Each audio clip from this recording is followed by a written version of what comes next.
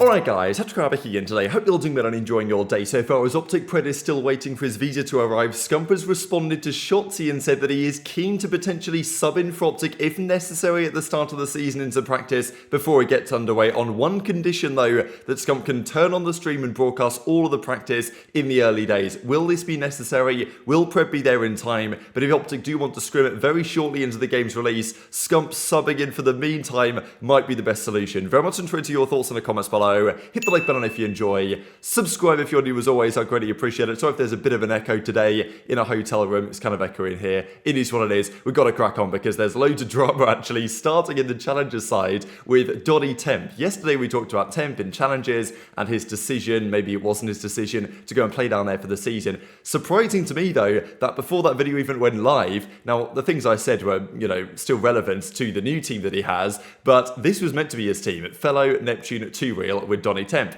This is now his new team with TJ Prolute and Spart, which is kind of wild how quickly things change in challenges, and they've done so again over the last 24 hours effectively, because here he is with these guys, kind of it's very similar to ex-Vegas Legion, right? I mean, TJ played with last year, Prolute was also on that team briefly last year, Spart as well. Is this a team that could potentially be targeted by Los Angeles Guerrillas if they actually decided to field a team? Maybe, but yeah, kind of crazy. Do you think that Temp's made a good choice here, right? Because this team on paper is pretty nice. I mean, look, these guys will be good in challenges, no doubt, but I kind of like this team as well with the 2 Real Neptune and Fellow squad. Neptune especially is kind of known to dominate in challenges, so I'm not exactly surprised that Temp made the decision to go and join these guys instead, but I'm definitely intrigued to see how it will go because, yeah, we know how it goes down there in challenges and even in the Pro League and certainly in the past when players are sketching on teammates, and then when they battle, when they actually play in a tournament, that's when things get rather interesting indeed. Now, apparently, Major Maniac is the guy to be replacing Donny Temp here. So that's the rumor right now, that after Temp has decided to depart,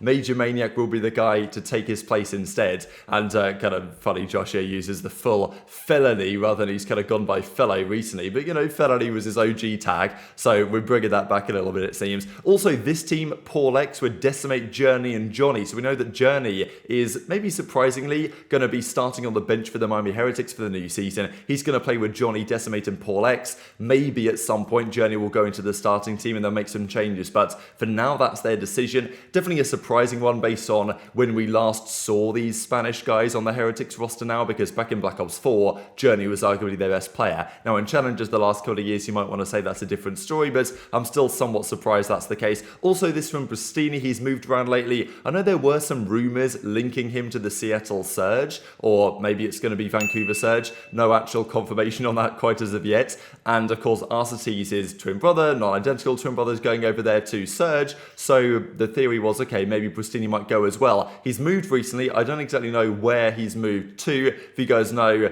talk about it in the comments below, and then we can discuss whether that's a plausible option either, because back in Vanguard, right, he was the sub for FaZe. That's not been the case last season. Looking to get back into it it's a little bit. So hopefully this all works out for Priestahh. Also on the Clayster side, Clay gives a life update yesterday and then a team update coming very soon. It's yeah, sad to see really. I thought that himself and Luna were a good couple, so it's a shame to see them break up. But Clay gives the life update on this stuff, and I know that there's been some talk from Doug and from others about potentially the return of Ponytail Clay, right? Because Ponytail Clay back in the day, maybe he's going to be coming with the Vengeance this year. So that's what Doug kind of implies.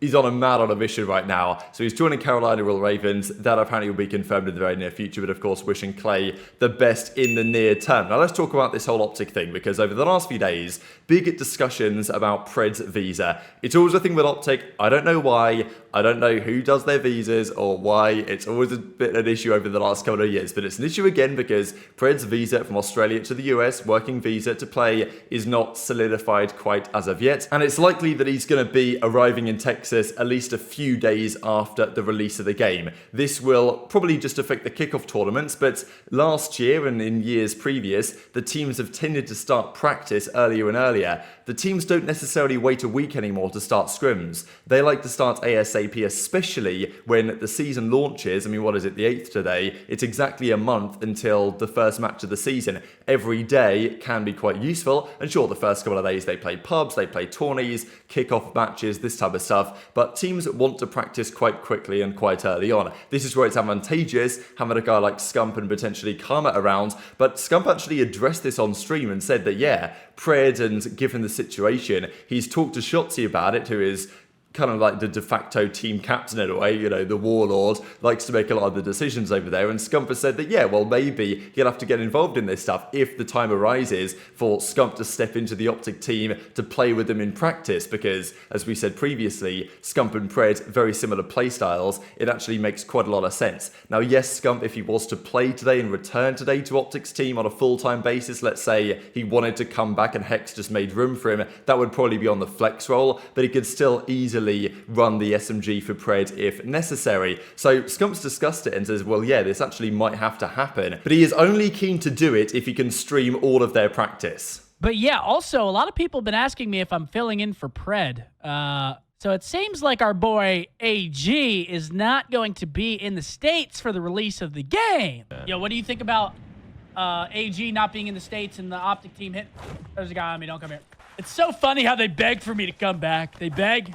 They say, Seth, we need you. They want me to fill in, perhaps. They might even want me to get some scrims in with the team. I got this. And I said on one condition, Shotzzy. I said on one condition. I said, if I can stream the first week of scrims, you might have me. If I can't, it's looking slow, bud. So in many ways, this seems like pretty fantastic news, right? Okay, it's obviously not ideal for OpTic. They want to be able to play with their, you know, main guy in Pred as soon as they can. But assuming that might be the case for a little bit longer, then if they do want to practice, there aren't too many better alternatives than getting Scump in the team. And for the benefit of the community, it seems to be the case that Scump wants to stream all of that practice. Usually this is the case with OpTic and other teams. I remember specifically in Vanguard, it was Methods on Boston that was streaming all of their practice. They probably streamed the practice for the longest actually during that season, Boston, for a good few weeks into the game. OpTic sometimes do it for a little bit. They have been known to do it in the past. And even I remember Thieves last season, I think Kenny was talking a lot before the start of last year. He was keen to stream practice, but it never really happened because some teams don't really want to do it, even right at the start of the game. But right at the start of the season, I don't really feel like you're giving much away at all. Everybody's learning, everybody's starting to understand. Sure, I get not streaming your practice scrims a week before champs. Nobody's really ever done that. But it did used to be the case that at least several months into the season, practice was streamed. But usually for the first couple of weeks, it certainly is. OpTic would probably do that anyway, but Scump is saying, yeah, if you get me in, I'm going to make content from this. Also shows to some degree that Scump is pretty keen to actually play and at least compete to some degree. He could say to Shotzzy, oh, you know what, just get Damon in, like, I'm not really feeling it. I'm a retired player. But no, Scump's like, yeah, sure, I'm down. Like, okay, I have my conditions, but I'll do it. And it makes you wonder if there is going to be an official mandated substitute on OpTic, because they've got to have an official sub somewhere. Is that just going to be Scump? Because last year we don't really know who it was. Okay, Scump was there, retired. It was a little bit unclear who was OpTic's sub last year. This year, Scump will be at all the events with OpTic because he'll be doing the watch party. So it does make a lot of sense, especially if he actually is kind of keen to still keep his hand in playing a little bit. So of course, OpTic will very much so hope that they can get the Pred visa situation resolved ASAP. But as I said the other day, often when Dashy said the other day, right, that he's heard a week, 2 weeks to get it sorted.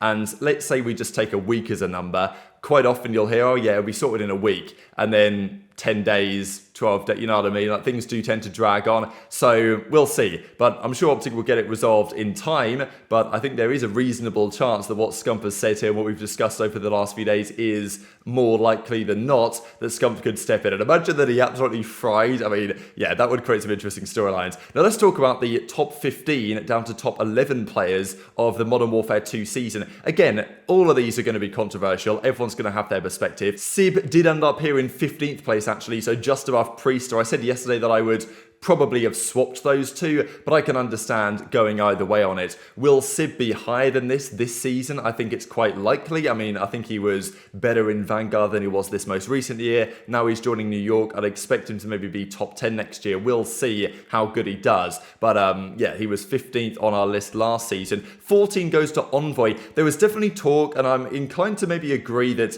some of the SMG players could have been, maybe should have been rated slightly higher on this one. But yeah, Envoy comes in 14th. I had him around about here on my list, actually. I think I also had him 14th. Maybe I had him a little bit higher, 13th or something. But around that ballpark, I think is justified. I know that a lot of people are going to say for players at this point, oh, they should have been higher. But, you know, when you see the rest of the list and you see some of the players that are top 10, at least when I look at the list, I'm thinking, well, actually, that's probably justified as well. So Envoy was good this year, no doubt about it. Was very good on that Thieves team. They did win an event. Was he, you know, one of their better players? I personally had Octane above him, and that will, I imagine, be the case on the list as we see it over the next couple of days. But I definitely understand that it's tricky, right? Because I weight LAN performance and results quite highly in this stuff. And that's why my list looks the way that it does, and the overall list looks the way that it does as well. It's always going to be controversial how you rank online versus LAN, and results versus, you know, championships won versus average placing, for example, something like this. But there's also a balance to be had between SMGs and ARs. Like, do you give SMGs more weighting just because it's a harder role to drop good numbers? And I think that's also true to some degree, but it doesn't always necessarily come across. And this is especially discussed last night when Shotzzy was 13th,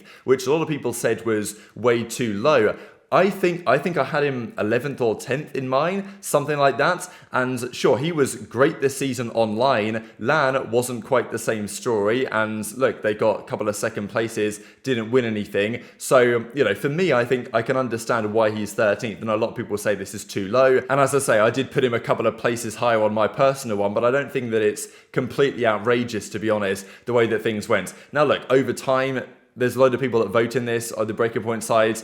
If, you know, I'm sure that we could get it better if everyone did a better job voting more accurately. But to be honest, I look at the averages and I think it's not too bad. Maybe I'd have put Shotzzy a bit higher, but over the course of the season, I think that this is a justified position, to be honest. We then get Skyz at 12th. Again, I think I had him slightly higher on mine. I mean, world champion, 3 championships. I think I had him maybe about 10th or something like that. I thought he was really good this season for the New York Subliners. So he definitely has to be in and around this ballpark somewhere. And then 11th place, again, this is kind of controversial, but I think that it's justified as well in CleanX, because CleanX does, I think, a very underrated player at the moment, no doubt about it, does a lot for this Toronto team, and his numbers might not look spectacular at all, but the engagement, the impact that he has when he's playing well especially is very high, and they did win an event on LAN this season, and he has done so one time pretty much for the last several years, and has been on Toronto all of that period, so I think deserves more credit than he gets. P11 I think is probably about right, and I know given all the discussion on this, people brought up Octane's tier list as well, and if you look at his tier list, and we'll see how this compares over the coming days to what our top 20 ends up being, but you know, he's got Shotzzy down here in the A tier, he's got you know, Ghosty's up here in I think the S tier, so you know, his list was controversial, as will be yours, as will be the one that on average we have put together over the last few days. But very much intrigued to your thoughts on all this stuff in the comments below. Hit the like button if you enjoyed, subscribe if you're new, take care, and I'll see you next time.